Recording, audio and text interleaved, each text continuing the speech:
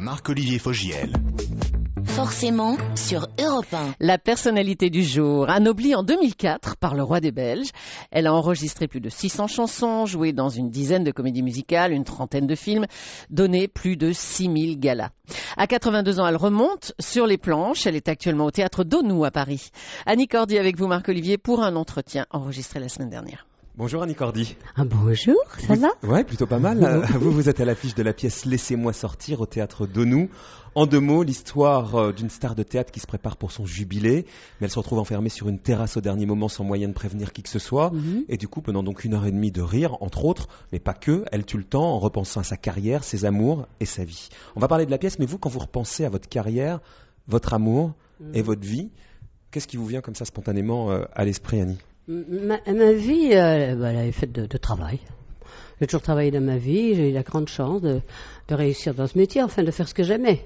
J'étais pas faite pour ça, hein. J'ai jamais rêvé, étant petite fille, d'être une artiste. Vous rêviez de quoi Mais je ne sais pas, moi je faisais des études, j'ai fait de la sténo, enfin j'ai eu 2 sur 1000 pour la sténo, c'était pas terrible.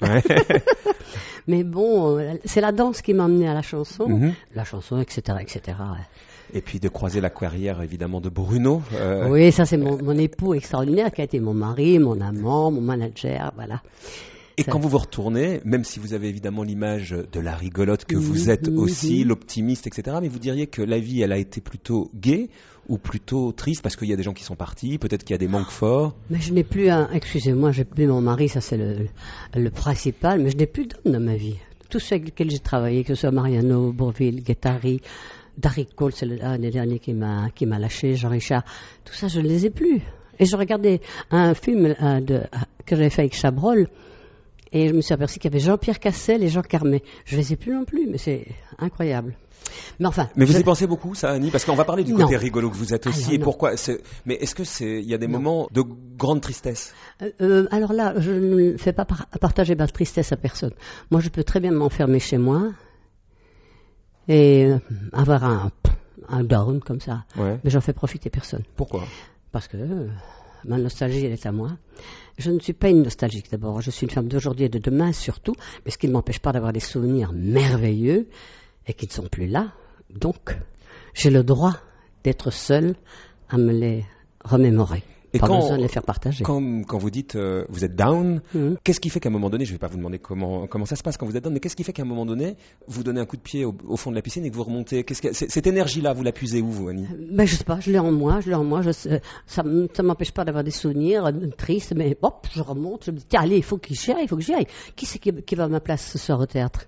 Personne, c'est non, parce que vous êtes unique, il y a 4 générations. Non, c'est pas unique. Mais enfin, je veux dire par là, faut y aller. Et puis je me dis, j'ai des problèmes, mais les gens qui viennent me voir ce soir, ils ont leurs problèmes. Quand un acteur entre en scène, il oublie tout. C'est mon cas.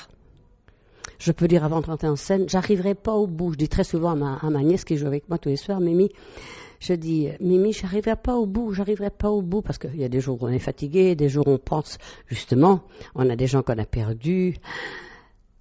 Je suis désolée, je viens de perdre ma sœur il y a 3 jours. Donc, je veux dire par là, mais le public n'a pas besoin de le savoir. Il vient pas là pour ça. Il vient pour changer... Se changer des idées et oublier ses problèmes. À 82 ans, quand on vous évoque le mot retraite... Mais ça doit être tiré du dictionnaire. En disant, écoute-moi, pardon, je te tutoie, Marc, parce qu'on se connaît quand même. Écoute, vraiment, je suis une enfant de la guerre, moi. Quand on disait retraite, ça voulait dire quoi ? Quand on avait perdu la bataille, ça voulait dire défaite. Alors, retraite, enlevez-moi ça du dico. Mais vous comprenez qu'il y a des tas de gens qui ont besoin de l'apprendre, en revanche. Je suis complètement d'accord. Il y a des gens qui ont...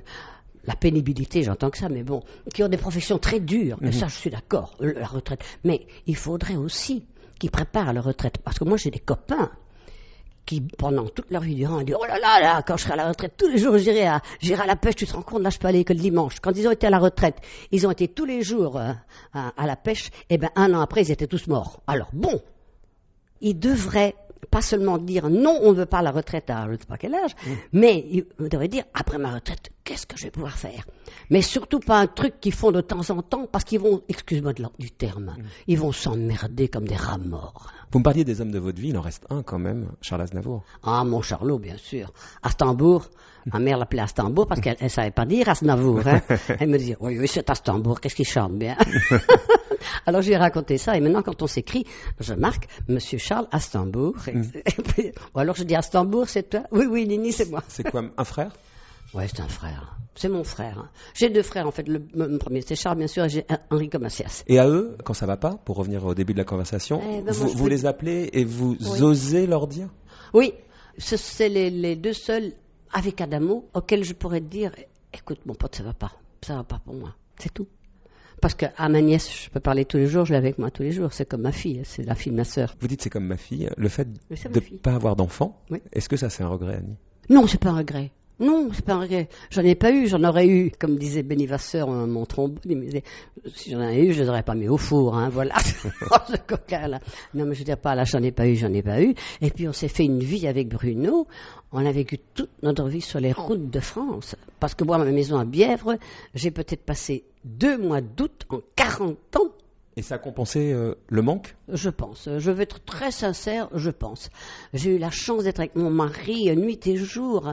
On faisait des milliers de kilomètres. Ça a été ça, la vie d'Annie Cordy avec vous. Oui, la vraie vie. Et il y a des projets? Est-ce qu'à 82 ans, je peux le dire, Annie? Oui, bien sûr, il y a des projets. Il y a des projets? Oui, bien sûr. Après le théâtre, je reprends le tour de chant. Oui. Je chante des nouvelles chansons et on va sortir d'ailleurs un double coffret, 2 intégrales. Je ne sais pas si c'est intégral à intégro, mais je pense à intégral. 2 intégrales, avec aussi toutes les chansons qui n'ont pas marché dans les intégrales. De tout. Ouais, il y a de tout. Il y a des chansons américaines, en américain, donc en anglais, en allemand, enfin bref, des choses dont je ne me souvenais même pas. Bon, ils m'ont sorti des trucs invraisemblables. C'est comme l'émission qui va passer sur là.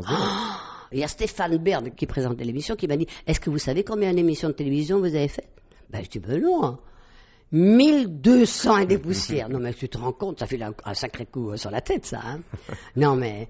donc, il y a plein de projets. Il y a plein de projets. Et après, je vais refaire H-Tendre et Tête de Bois, que j'ai fait il y a 2 ans. Je vais retrouver des chanteurs et des chanteuses que je connaissais auditivement parce que j'écoutais la radio, mais je travaillais déjà comme une damnée. Et je vais enfin les connaître. Ce qui a été le fait, quand je l'ai fait il y a 2 ans, j'ai connu Herbert Léonard, que j'entendais, que je connaissais pas, Richard Anthony, tout ça. Tous ces gens-là, je les connaissais pas. De visu, si tu veux. Et donc, tout ça est très bien, en fait. Oh, tout ça est très bien, crois-moi. C'est ce qu'il faut se dire. Oui. Même quand ça va pas. Il faut essayer de passer au-dessus des choses qui vous donnent du chagrin, parce que on se dit, les gens ne sont pas là. Comme je te disais tout à l'heure, ils ont leurs problèmes. Moi, j'ai les miens. Mais je ne vais pas leur faire partager les miens. Merci de nous avoir fait partager ce moment, Annie. On Merci. viendra vous voir au théâtre de nous. J'espère bien. Il y a intérêt. Merci beaucoup, Merci. Annie. Et l'émission sera diffusée finalement sur France 2, la fameuse spéciale Cordy. Spéciale Cordy. Spéciale